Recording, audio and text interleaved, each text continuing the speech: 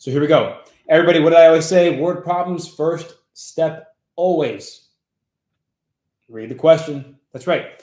Read the question. The question here reads, hey, which of the following, let me grab red for that, which of the following equations correctly relates Kimberly's savings balance, Y, after X weeks? Okay, so one thing that we know right now is that X represents weeks, Y represents the balance. And so I wrote this on purpose here. We're going to take it to the next level right here on the screen. So even if you feel like you're on top of the world and you're starting to get cocky, let me check your ego real quick and tell you to pay attention to this problem. You know who I may be talking to. So I want to make sure that you don't get overconfident because this is very, very important. This is another way to identify your rate, your Y, and your X, what they mean. Okay, I'm telling you, this is going to be really, really good. So we want to know the equation that relates those two things. So we need to know what the M is, and we need to know what the B is. So quick little pop quiz again, just to kind of keep things relaxed. In English, what did we say the M is from MX plus B? What's the M again in English? We could say slope, right, for math talk, but for English, it's going to be the rate. The rate. And it's given away by what word again? What keyword gives away the word rate? The word per. Exactly. So here's what I'm going to write down. I'm going to write down that M is my rate. The word per is going to give it away. But here's another thing that I'm going to write down. Please write this down. This is going to be a very good thing for you. M, it is always listed as this. Y per X. As always, my ASVAB party people, thank you for watching this video. Before we continue, just wanted to remind you that if you're struggling with the ASVAB, if you struggle with test anxiety, blanking out on problems, then you need to consider the ASVAB All-Access Program. Thousands of my students have tried it out, and they have always raised their scores if they use it the right way. Because there's always a way to learn for whatever method you like best. From recorded lessons, to live classes, to guided practice videos, to printable worksheets, to speed drills to help you test and raise your confidence and speed, to casual practice that comes with video solutions. Every single way that you can think of, over 10,000 questions, all of it lined up for you, ready for you to get started right now. So at the very least, check out the link in the description so you can see exactly how it works and why, again, over 1,000 of my students have raised their scores with it all the way through. I'm proud of you. Let's keep working hard and let's get back to the video. But don't forget, check out that program. I think you'll like it. So what is our Y? Our Y is our balance, and that's going to be in dollars. X is going to be time, and that's listed in weeks. So let me go ahead and just fix this up very briefly here. Again, X is time, but the unit that they give you is weeks. So here's the thing, everybody. If I were to say Y per X, which is, again, rate or slope, have you ever heard of slope being rise over run? The change in Y over the change in X, right? Y2 minus Y1 over X2 minus X1, all that stuff, all that is saying is the Y over X, Y per X. The dependent variable over the independent. It's all the same thing. Let me keep it simple for you. Whatever they identify the Y as and whatever they identify the X as, wherever you see Y per X, that's the rate. So in this case, what's that going to be? That's going to be dollars per week. That's right here. That is your Y. And right here is your X. Dollars per week. Everybody, do we see the phrase dollars per week in this problem?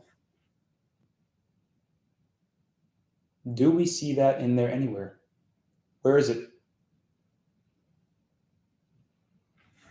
Yeah, look at that. Just take a look here. That's really what the rate is. The rate, the unit for the rate is always going to be whatever the Y is, whatever the X is, it's the Y per X. So here it's dollars for Y, weeks for X, dollars per week. Right there. $30 per week.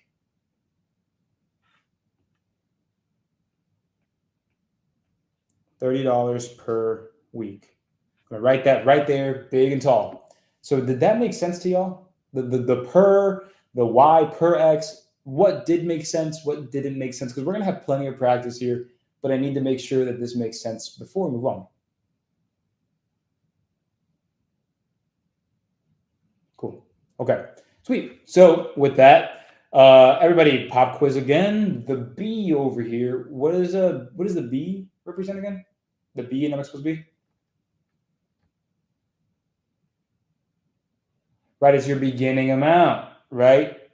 It's what you initially have. And so what number here could we consider a beginning amount? Right, that's 600. Take a look here. It says, hey, Kimberly is relying on her savings account balance of $600. So what that means is, hey, look, Kimberly has $600 and she's going to use that money to meet her spending needs. She's planning on spending $30 per week while she looks for a job. Okay, so it sounds like she has 600, and the rate, or what's going on constantly to her money, is she's spending 30 every week, which I don't know what your living situation is like where you only have to spend $30 a week. But yeah, there it is. And so there we have that $600 in the very beginning, your initial value.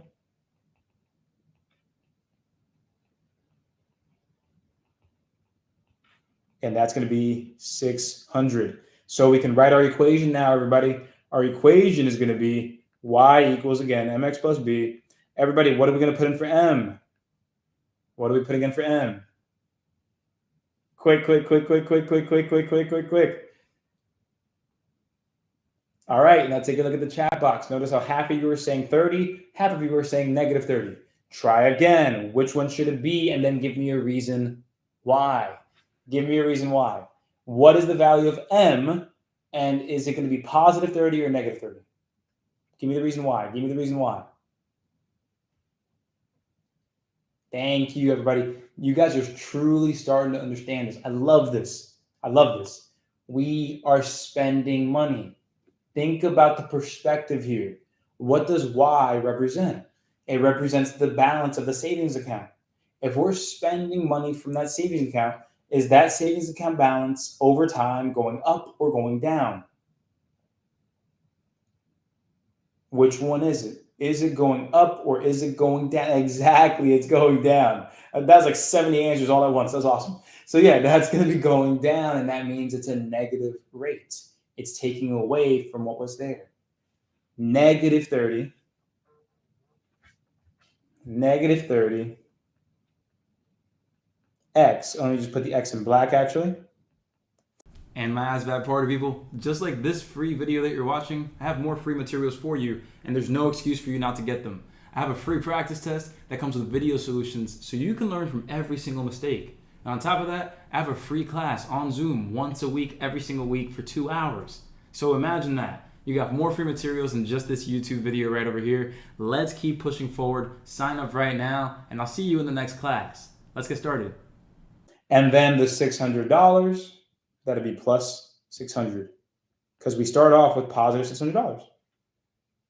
And boom, there we are. And our correct answer here would be what? D. Booyah. And so we both know this video just helped you with your test anxiety by just a little bit. And to keep lowering your test anxiety and keep raising your confidence, that's what my ASVAB All-Access program is for. The link's right up here. Click it, watch the video on how it works, and you'll see exactly why thousands of my students have raised their scores and gotten the jobs they want. So click there, watch the video, and sign up to raise your score. I'll see you soon.